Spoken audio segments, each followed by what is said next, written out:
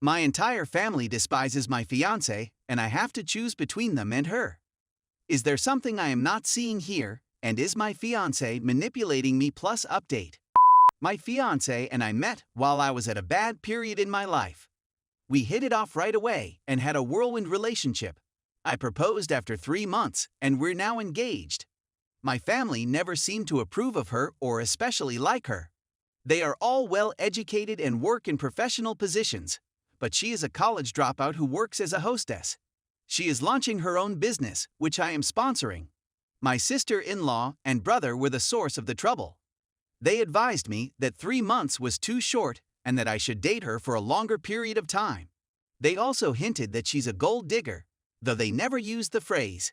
They stated this since she doesn't contribute financially. My fiancé dislikes my SIL because she is wealthy and accomplished, and he believes. My fiancé was not invited to a family wedding, which exacerbated the situation.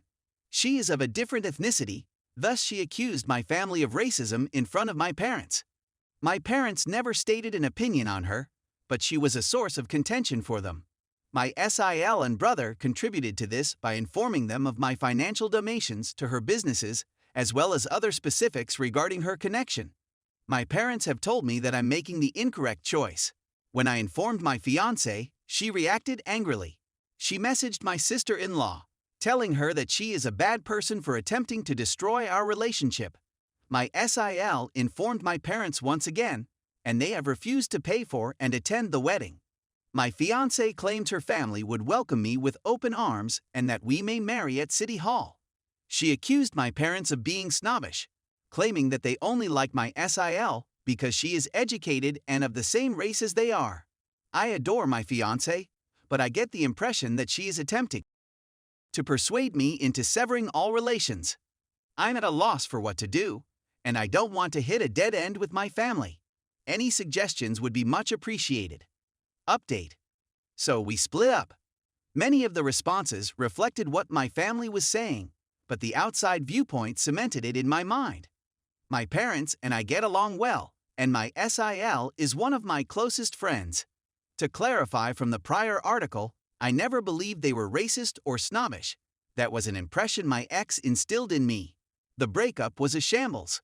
When I informed her that I believed we were moving too quickly and that it wasn't working, she burst into tears and threatened to kill herself. For the first time, I could plainly see the manipulation, and I simply informed her that it was beyond my pay grade and that she should get professional assistance. Now, for all the money I put into her company. Well, that was a mistake, and I'm simply going to chalk it up to a sunk cost. It did harm my pockets, but trying to recover from it would just entangle new webs. Thank you very much for all of your advice. It saved me from making a costly error. Story 2. Dating abusive girl for 2 years, lost my job, and she broke up with me. Hello guys, this summer, my ex-26 female and I were preparing to marry, but she chose to call it quits. We've been dating for 2 years, and I've done my best throughout that period.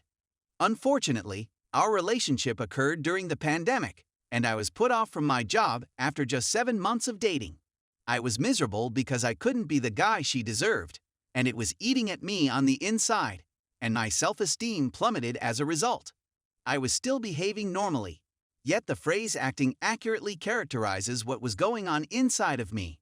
Around the same time, she began to behave colder.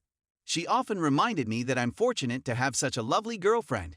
She began pointing out that I'm too old for her, occasionally making fun of my physical characteristics, stating that I should straighten my teeth, correct my nose, and so on, which made me feel even worse. I attempted to mend things by giving her 200 flowers on Valentine's Day, and she said that her ex just gave her 1 rose, but it was more romantic than what I did. On our anniversary, I brought her to the greatest hotel I could afford in the Dominican Republic, and she claimed the location was beautiful, but she was bored with me. Since I wasn't working, I made all of our meals, went to the coffee shop every morning to bring her the hazelnut coffee she enjoys before she wakes up, and after her exercises, I got smoothie delivery even though I wasn't there, just to demonstrate that I care. I promise I did. Every pleasant gesture I made had the opposite impact on her, and she became even more angry. One night, I asked her whether she was still thinking about marrying me, to which she replied, "Stop pestering me, I'm watching something." She was watching a movie, which crushed my heart. It wasn't anything huge, but I felt so small at the time. I just walked away and did not contact her again. Enough is enough, I determined. I focused on my profession and informed my parents that the wedding had been canceled. They were upset. She recognized what had occurred and attempted to mend things by calling me several times, but it was too late for me. I abandoned her after 3 months and joined FOM as a software engineer in Europe. When she contacted to return my belongings, she inquired as to what I was up to, and I informed her of my move and new work. That night, she contacted me, saying she misses me. Funny. I wished her well and informed her that it was my responsibility and my faults that had resulted in this conclusion, so she shouldn't blame her. To my astonishment, she concurred and said that I might have been a better partner, reassuring me that she did not deserve a second chance.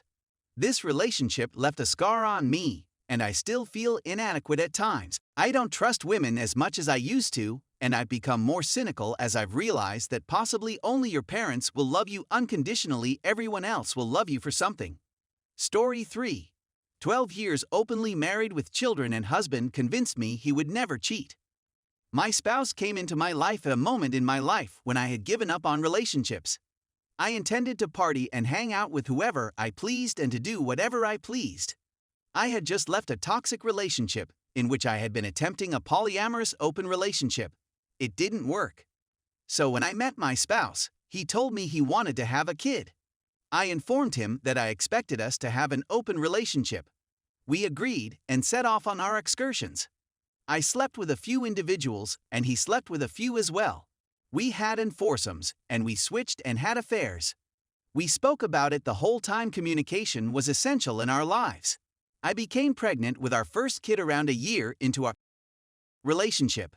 Begin the process of closing our open partnership. For obvious reasons, this was a joint choice. We tied the knot. We raised a family and built a house. We worked hard to make our career pathways more reliable. We did well. We would discuss the state of our relationship on occasion, whether to open it or simply to explore things. We gossiped about our stupid romances on grocery store clerks and gas station attendants. We headed to adult clubs for some voyeuristic entertainment. We were steadfast, honest, and understanding. I told him for years, reassuring him over it again that having a girlfriend, a pal, or a one-night stand was okay. I even made light of happy endings in massage parlors. My only need was that he first discuss it with me. He insisted that I was sufficient, that the concept of another person was alien to him, that he doesn't have time to date or with anybody. He convinced me that he would not cheat or even accept my invitation to go out. I became sober from booze sometime in the midst of all of this. This resulted in a reservation for which I was unprepared. I became practically and learned that I was heavily influenced by my drinking. This was plainly a source of contention in our relationship, but it was not a crucial issue. I confided in him since he is my closest friend, and he made me feel secure and understood. He gave me room while I relived my trauma. He was kind, understanding, and patient with me. We had again, but not as much as when we were 23 and childless. Last year, at COVID, we discussed having my tubes tied, because we already had a gorgeous boy and didn't expect to have another.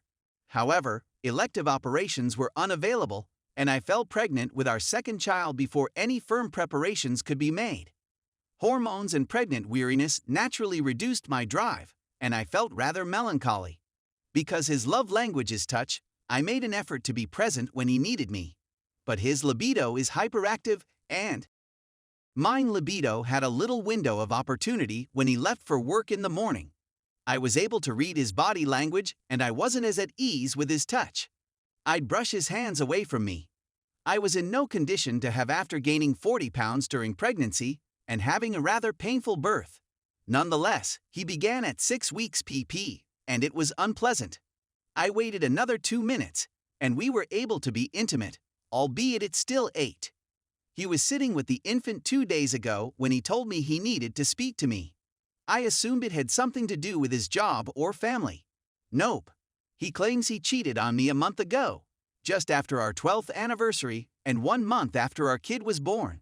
He slept with a worker he specifically sought out. This is entirely unexpected. When I asked him why he did it, he said he didn't know but that he was anxious and insecure. These two feelings are not foreign to him. He deals with them on a regular basis. I asked him why he hadn't come earlier to speak to me about it. I questioned why, given that he is free to go out with others with the one restriction of communication. He told me he used protection the second time we were intimate postpartum, but he and I didn't. So he jeopardized not only his own health, but also the health and well-being of myself and my kid. We're having STI testing and talking about it. I have no intention of leaving him, so that idea is out of the question. I'm simply shocked that with all that freedom, after painstakingly establishing limits and channels of communication, he would screw up this badly.